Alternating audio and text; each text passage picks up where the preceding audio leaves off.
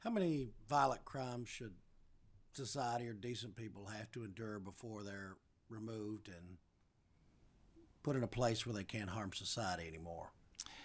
Well, that's an interesting question. In regards to the violent offender statute, the issue that we had was, again, I think the same concern that Senator Westerfield had, which is casting too wide a net that would not only capture nonviolent conduct, but also drastically increase costs and incarceration.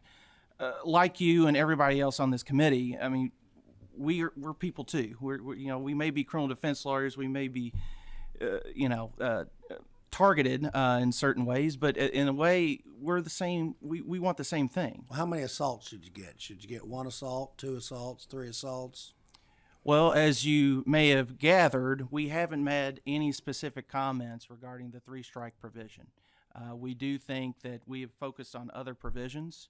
We do have concerns rather about how productive it would be to reduce crime on a macro level, but at the same time, we have focused our attention on other provisions.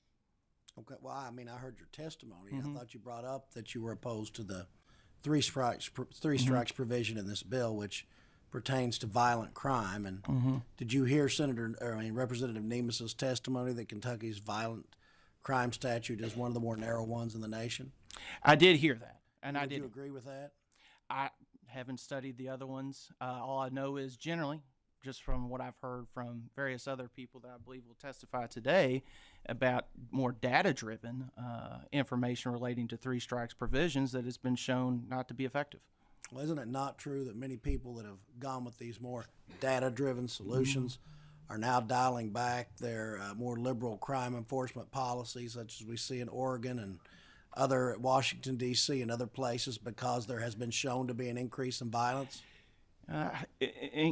Candidly, Senator Wheeler, I'm getting out of my lane here in the sense of I'm a criminal defense lawyer, and that's what I do. I see a lot of this stuff every day. For instance, Senator Westerfield asked about the $500 fine. You know, everything I've seen from my representation of thousands of defendants in these cases is you'd have to serve out at $50 a day. So that could be a potentially 10-day punishment for that position. But to answer your question, I'm not certain. Again, that would be my response.